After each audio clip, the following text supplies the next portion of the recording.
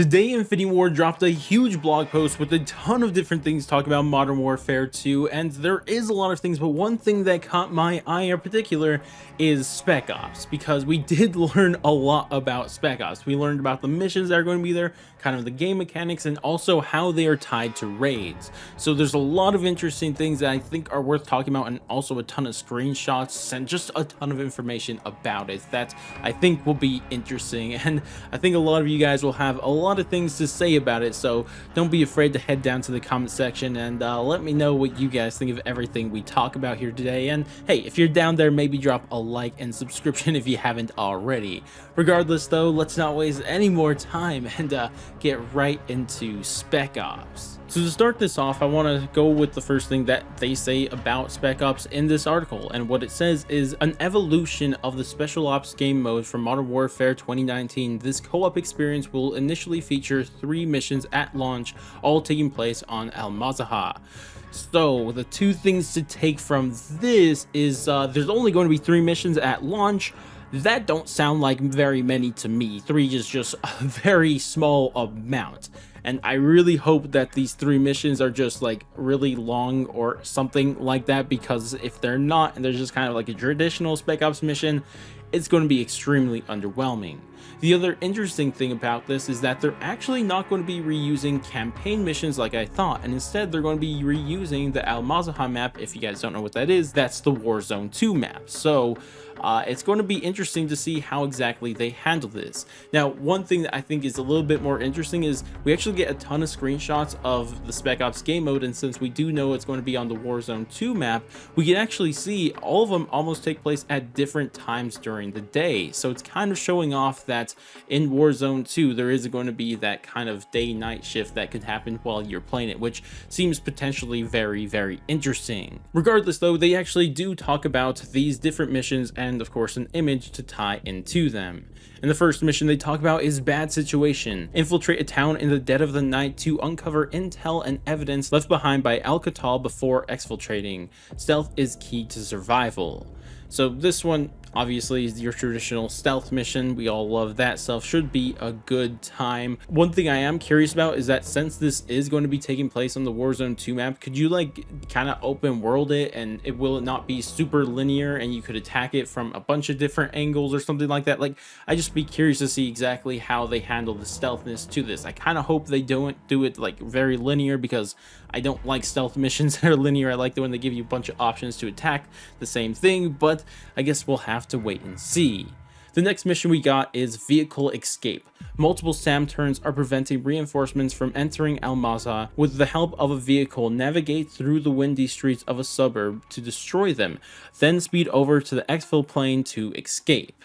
And I don't know what this is. Like, are they saying we're just going to be driving around just shooting at SAM turrets and destroying them? Like, okay, I guess. Like, honestly, this one just sounds crazy. It could potentially be the best or worst thing that we've ever seen. But this brings us to the final mission that we're getting, and what this is Observatory Defense. A love letter to fans of survival modes. Defend the observatory from increasingly difficult waves of enemies attempting to detonate bombs. Between each wave, operators can spend cash to get items such as kill streaks, self-revive kits, and armor plates. So yeah, this is going to be the survival game, just like we've always seen in almost every Spec Ops. There's like the normal missions and then there's the survival one. Now, one thing that I'm pretty sure we could say about this is that since this is taking place on the Al Mazha map, and we do know that Dome is going to be there, and this is called Observatory Defense, like it's definitely going to be taking place on Dome. So that's kind of cool, I guess. I guess one other thing if I had to mention about this is that it seems like those waves of enemies are not only going to be trying to kill you, but they're also going to be trying to detonate bombs. So that sounds not good to me, to be completely honest, because I don't want to have to worry about my own survival and protecting some bombs, but I guess we'll have to wait and see just how it actually plays out. Regardless though, those are the 3 missions that we're going to have for Spec Ops at launch. They do make it sound like there's a chance there's going to be more, but honestly I doubt it, and I imagine the updates for the Spec Ops game mode are definitely going to revolve around raids, which we'll talk about later in this video.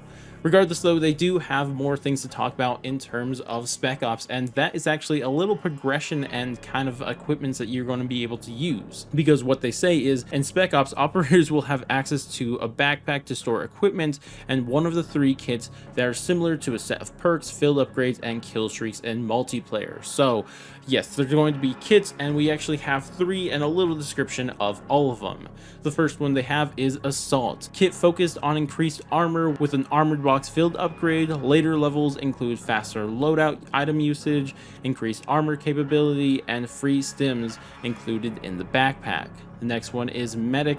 Kit focused on quicker revives with a stim pistol field upgrade for ranged instant revives.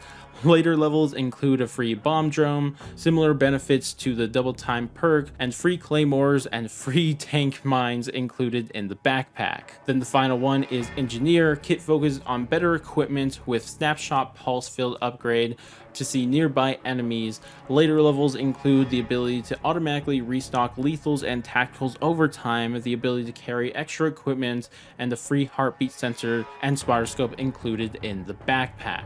So yeah, this will potentially be interesting. I guess we'll just have to wait and see exactly how it plays out. But one thing that you may have noticed about them is that you can level them up. Like they did say later in levels a couple times in the descriptions of all of them, so there is the ability to level them up. But how exactly do you do that? Well, they explain here, where it says kits are leveled up by earning stars through missions and missions related challenges, which gives all 3 of these launch missions plenty of replayability. And they do say later in this article, which we'll read in its entirety in a bit, but they do say that all kits will be at least able to upgrade to level 5. So I'm sure we're going to see more and more buffs that they didn't mention here about all of these kits, and they're going to have a lot more abilities that we didn't hear about, but that's generally how they're going to work, which is interesting and potentially could add an extra level of I guess intensity to the game. I don't think that's the right word, but you know, it just should be a little bit fun. And this is kind of everything we know about Spec Ops at launch. Honestly, I feel a little bit mixture of underwhelming and also kind of excitement, so I guess we'll just have to play it to find out. Regardless, there still is more though, because we did learn in this article that Spec Ops is going to get updated throughout the season, but it's not going to be with new Spec Ops, but it's going to be with raids. Yes, raids are things that we've heard about for a while now, but haven't known too much about, but they do explain a couple things about them in this article. The first thing they explain is exactly when the first raid is going to be happening, and they do confirm it's going to be with Season 1 Reloaded that launches on December 14th.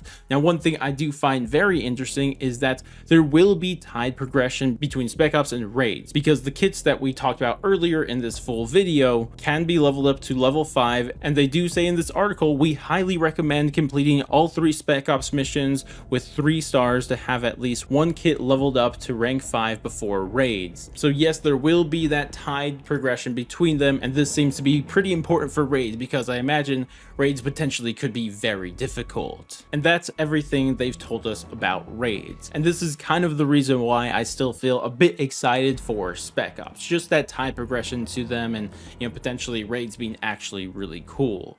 Regardless, I guess we'll just have to, like I've said multiple times in the past, wait and see how cool these 2 things are really going to be when they come out. Of course, we'll find out with Spec Ops at launch, but the raids isn't going to be for at least a month and a half.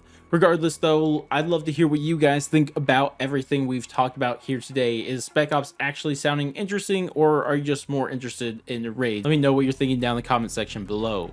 Regardless though, that's going to wrap it up for me. If you guys did enjoy the video, definitely do all the normal YouTube stuff, like, subscribe, bell, share, and all that great stuff. But I'm going to go catch you guys in the next stream, video, or whatever the heck it may be, and laters guys.